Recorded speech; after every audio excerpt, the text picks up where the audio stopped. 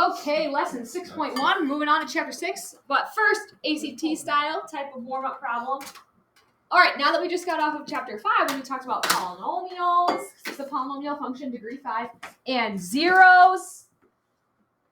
And I mentioned you get your calculator on the whole ACT, so it's a really quick and easy way that you could do this in your calculator. Plug in these into the function. What do we want to get out? Zero, right? Can you open the door? Do you need something, Jackson? Oh.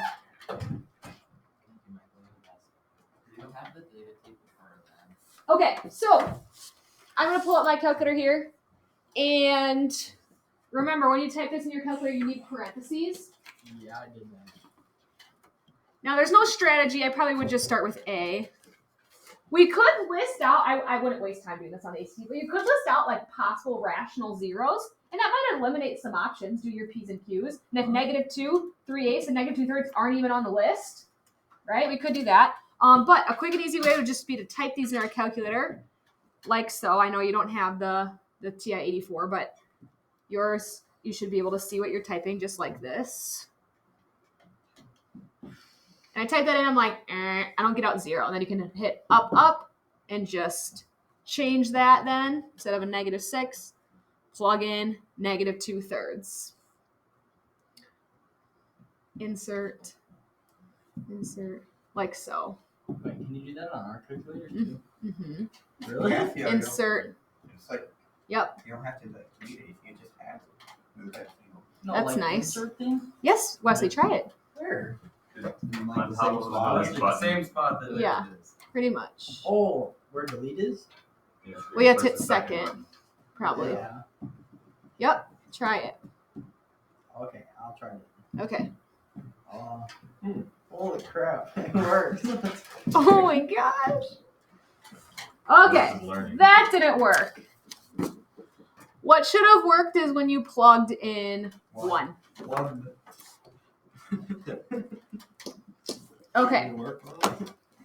So again, how we would normally want to solve this problem is we find all our P's and Q's, we do the synthetic division until we found one that worked. But if we have our calculator, quick and easy way to do that, plug them in, see which one comes out 0. So on a graph, if we were to graph this polynomial function, what would happen at 1? It would be a 0. X-intercept. Good job. Okay.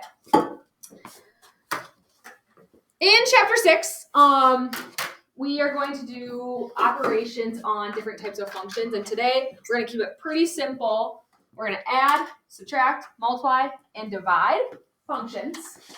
Pretty straightforward. And then this part's new for you is something called composition.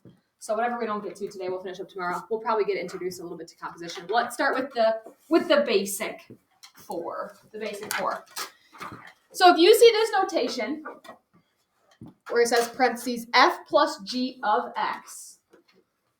So again, that's not saying f plus g times x. It's kind of like when you have f of 0. That means we're plugging in 0, right? That's not my function times 0. So when I have f plus g of x, all that notation's telling you to do is add your two functions together. So here's an example. If f of x is 2x and g of x is -x plus 5, f plus g of x, we would just add them together. Boom. That's all you do. So you take the 2x plus the -x plus 5, combine your like terms. There would be my addition operation on those functions. Okay, we'll obviously try some examples in a second here. Subtraction, we have to subtract in that order. So if I see this notation, f minus g of x, what that means is you want to take your f of x function and subtract your g of x function. Now, I like this example because look how they put their g of x function in parentheses. We have to subtract all of that. So subtract -x and subtract 5. Okay, so I'll model that and do an example too. Always use parentheses with these. What does that dot mean in math? Multiply. Yep, it says it right here too. So if you see f little dot g of x, that's saying take your f of x and multiply it to your g of x. Like so. If this was f, this is g, then I would just distribute. All right, now when you see them written like a fraction, we know a fraction is really just a fancy division problem. So f divided by g of x, we would just take our f of x, divide it by our g of x. And a lot of times there's not much simplifying we can do. So you can see in this example here, they just literally took that 2x divided by negative x plus 5, and that's fully simplified. Why do they have this right here? Because what? What do you mean? Why? It can equal 5. Why? Because then there'd be a 0 in the denominator. Right. If I were to plug in 5 here, do we agree that negative 5 plus 5 would be divided by 0? Can we divide by 0? No. No, divided by 0. But you All right, can so have 0 in the top, numerator. right? Yeah, that's okay. And you always get 0. Yes. So what I want you to put in your notes right here is when this happens, you gotta make sure your bottom can't be 0. Okay? So if it asks you find any restrictions on the domain, that would be like a restriction. X can't be 5. And the only time it really comes up, folks, is with division ones, or if you're given a function like the square root of x where we already have a restricted domain, like you can only plug in positives. All right, let's try some examples. Yeah. Okay, we're gonna stick with some nice easy polynomials. I gave you degree 2 polynomial functions here for f and g. F of x is 3x squared plus 7x. G of x is 2x squared minus x minus 1. Find each function, indicate any restrictions in the domain or range. Okay? So, I'm going to color coordinate these. I'm going to call F my blue. I'm going to call G my red. So if I see this notation, if they ask me to find f plus g of x, that's just a fancy way of saying take your f of x function, and I'm going to put it in parentheses. I'll explain why in a second. Take your f of x and add it to your g of x. That's all that's saying. Now, don't let the parentheses confuse you with like trying to distribute. Okay, the parentheses is kind of just grouping these, and the reason why I have students always use parentheses is that when you get to subtraction, you remember to subtract everything. Okay, so when we're adding, we just add like terms just like normal.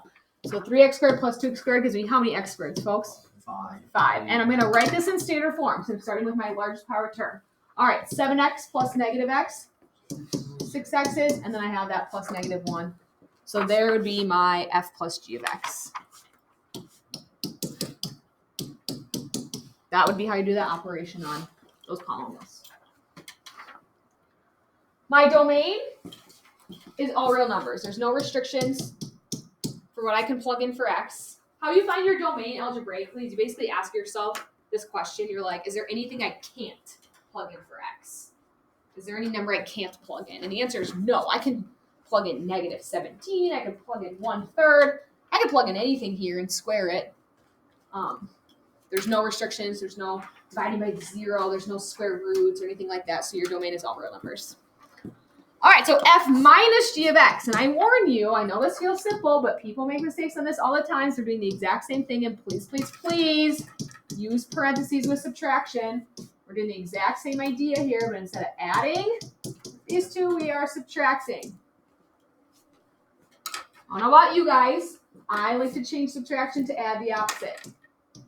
Like that. And I don't have to worry about remembering to subtract every single term. Now I straight up just combine like terms. So I see, okay, 3x squared plus negative 2x squared is 1x squared. 7x plus x plus 8x, because you're really subtracting a negative x. Subtracting a negative 1 plus 1. So there's your f minus g of x. Okay, not too bad, right, folks?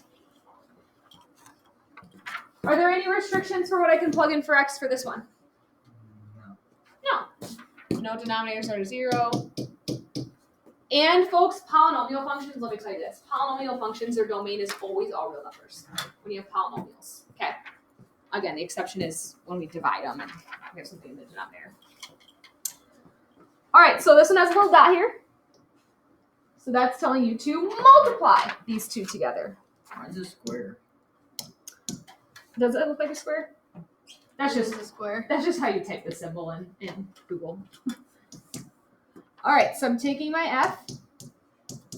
So again, with multiplying, we'd always want to use parentheses.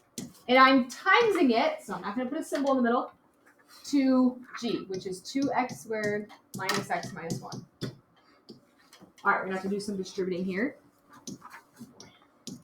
No worries, it's just a binomial times a trinomial. So I would take this term and times it to your trinomial. So let's do that. 3x squared times 2x squared is 6x to the 4th. 3x squared times negative x is negative 3x cubed. A lot of you guys, like, on that one problem where you had to multiply everything together, made more mistakes in your, like, multiplying than you did in, like, the actual, like, application of the problem. Like, you knew how to do the problem. Those mistakes were in your algebra. It's okay, I'm not going to say names. I honestly don't remember.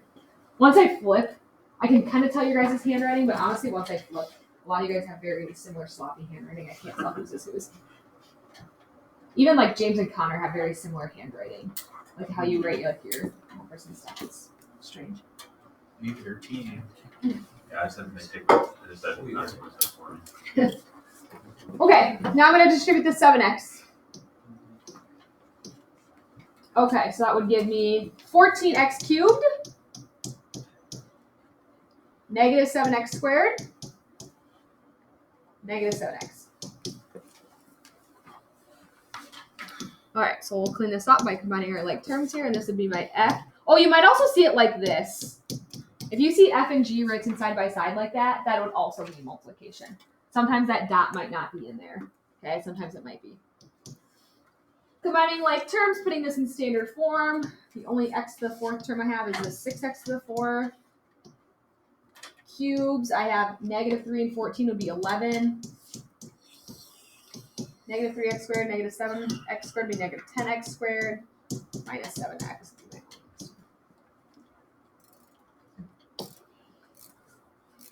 Domain, all reals. This is just ended up being a degree 4 polynomial function now. Do you guys remember how to tell if something's a polynomial function? If it has exponents over 2. No, but you're right, so the exponents. Because technically this is still like a line. That's still a polynomial. And that degree is not over 2. But you're right. There's something that's going on with the exponents. The exponents have to be 2 things. They have to be positive. What else about them? In order. That's standard form. Oh. But that's not what makes it a polynomial. Good thinking. I didn't think What do you say? Surprised. He said I didn't think much. Oh, okay. Here's something else. Even. You want to remember? Not Did you even. teach us? Like 3's odd. Like start. No. Yeah, we don't get it. I don't think she taught us this. Yes, I did. I don't What think are we we did. talking about? Positive. Introduce. Well, yeah. Start. Positive like whole numbers. They can't be fraction exponents. Okay. Of course, I knew that. Good. So positive integers are whole numbers. So 4, 3, 2, 1. They just have to be positive and they can't be fractions. And technically, with polynomials, is you have to have real coefficients. We can't have any i's. Oh. Yep. Okay. Anyways, that's a review from chapter 5. Sounds like we already just wiped that out of our memory Yeah. after our test on Friday. Forget. All right, let's try another example. Oh boy. So here, f of x is 2x squared and g of x is a linear polynomial 2x minus 7. Find each function and state any restrictions of the domain. All right, so I have another multiplying one. All right, I'll still use blue for f and red for g. So again, what this is asking me to do is take my f of x and times it to my g of x. This one's not bad to do. We're just going to have to distribute. This is a monomial, meaning only one term. A a monomial times a binomial, one term times two terms, you just distribute. Yeah. We get 4x cubed minus 14x squared. Oh my gosh, it came out in nice standard form for me. So there's f times g of x. Is this end result a polynomial function? Yeah. No. Yes. Yeah. Positive whole number exponents. That's all you have to look for. Positive whole negative. Everything's going on. Job, Willis. All reals for the domain for this one. Okay. Our first division one. There's gonna be some restrictions here. Oh, nice. F of x, 2x squared. You don't really need a. Well, maybe I should put parentheses just to be safe. You don't really need parentheses. 2x squared divided by 2x minus 7. Do not be tempted to cancel out these 2's. All right, if you want to cancel something out in a fraction, everything has to have a factor of 2. Does 7 have a factor of 2? No. So it has to be common in every single term if you want to cancel it out. So if it was something like this, don't write this down. Just look at me for a second. If it was something like this, then you could factor out a 2, and then those 2's would cancel. They have to be common factors. Okay. If it was something like this,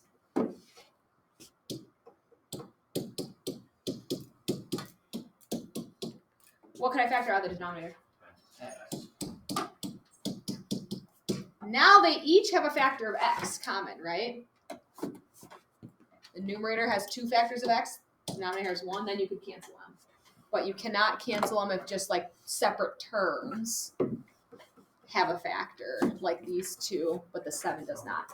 So that's all you can do here. That's like basically your answer. And then Carter, you're exactly correct with these ones. We have to look at the denominator.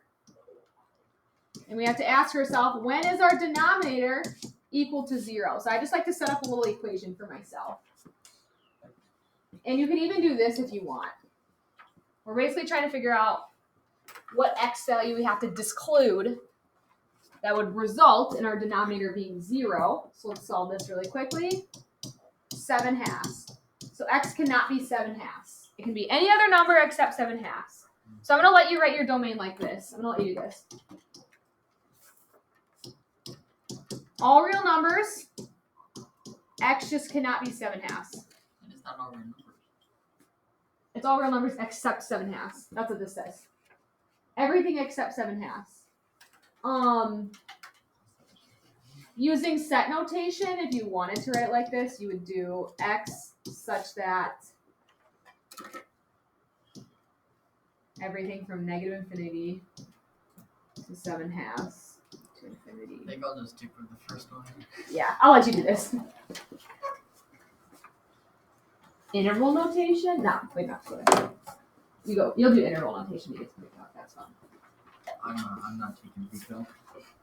Yeah, right. I'm taking integrated. No, you're not. No, don't take integrated after. I'll be you going take it out, backwards too. down the ladder. Don't worry, I already talked to you. It'd be easy.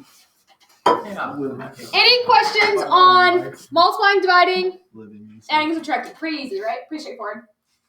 Okay, there's like most of your homework is adding, Did we subtracting, solve this then? multiplying, dividing. Yeah, we're done. That's just We this. didn't divide anything. Yeah, there's nothing we could divide. That was what I was explaining. There's no common factors. Struggle to pay attention. Well, Yeah. Okay, here's our new one. This one's fun.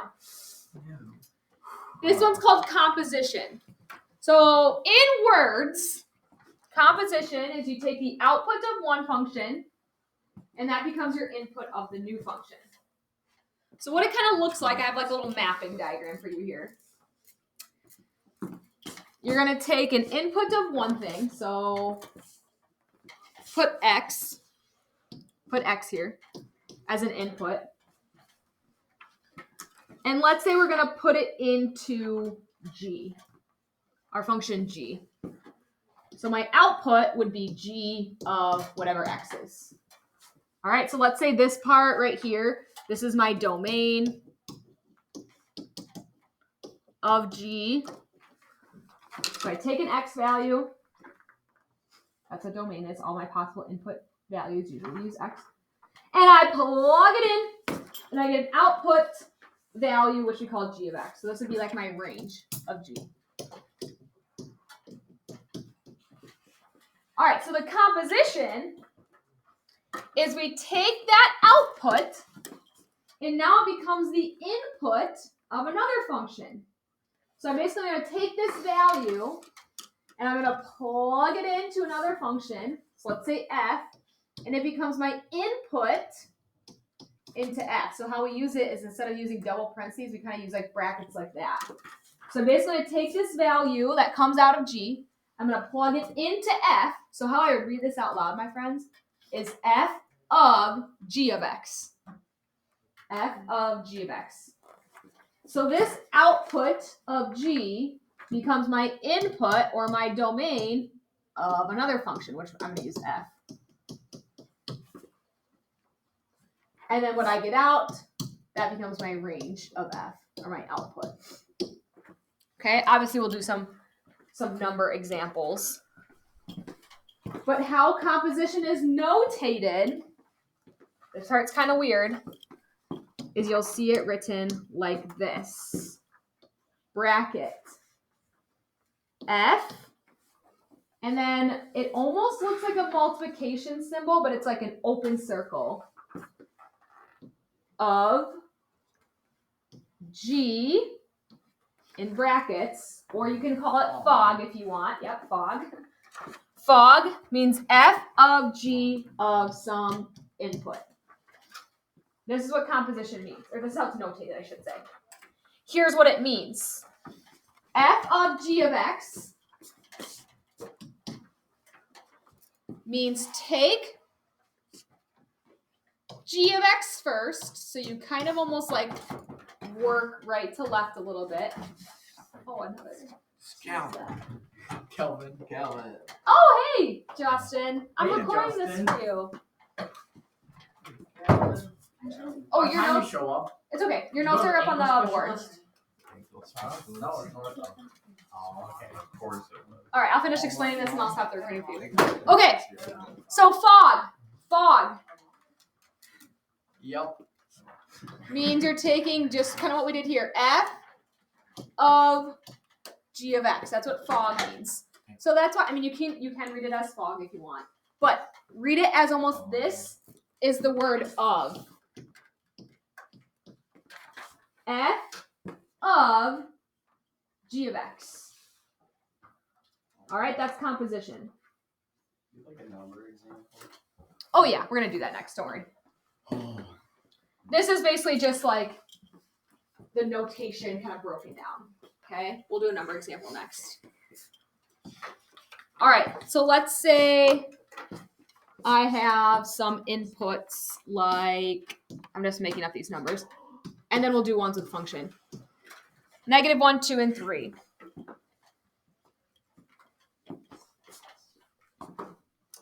Okay. So let's say this is the domain of G.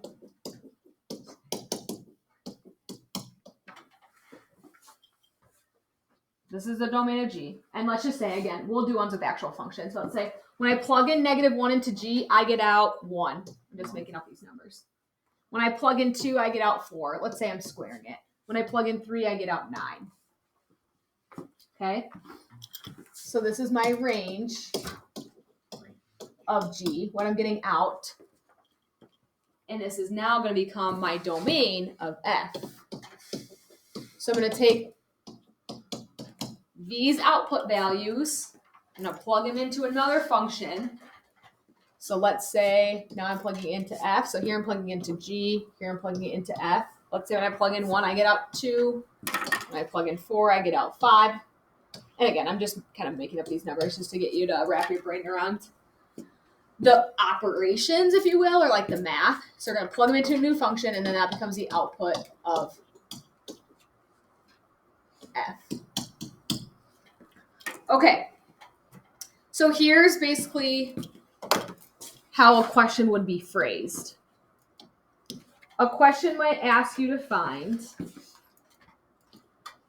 f of g of -1. Okay, if this question asks you fog of -1 or f of g of -1, another way to write this, and I encourage you to write this is saying I want you to find f of g of -1. Okay, these two say the same thing. I prefer writing it this way because this helps me like visualize how you evaluate it. So the first thing you have to do, you start kind of inside with these composition functions, is you have to evaluate g of -1. So normally I'd give you like an equation, you'd plug that into your equation, but here I have a mapping diagram. When I plug -1 into g, what do I get out? 1. So g of 1, it's a different color. G of 1 is 1. So what I'm going to do from there is I'm going to take that output and now I'm going to plug it into F. And looking at my mapping diagram here, if I plug 1, which was the output from G, if that becomes my input, to F, what am I going to get out? 2. So technically the fog, or F, of G of -1 is 2. That's what the composition is. It feels weird, but that's just like the operation, how it's defined. So then for 2 would be f of g of -2. I mean of 2. F of G of 2? Yeah. F of G of 2 would be 5. Right. Yes. F of G of 3 would be 10. But you'd have to go through all the steps because we'll, like I said, we'll do one with the equation example in a second here. Another way you might see this composition notated is you might see it the other way. So write this maybe, I don't care where in your notes, but you might also see not only fog, but you might see GOF, G of f of x. And all that means is we would find G of f of x. So what we'd have to do there is we'd evaluate f first, find the output, and then plug it into G. Okay, so the order does matter. These are two different composition operations. You could also sometimes see f of x, where you plug something into f, get the output, and then plug it right back into f and get the new output. Okay? All right, kind of visually make sense? No. Okay, ask me questions then. I do not. Ask me a question to help you better understand. What are you confused about? I'm going to stop the recording so you don't have to watch the whole thing. Might be 21. Yeah. Which is still really makes.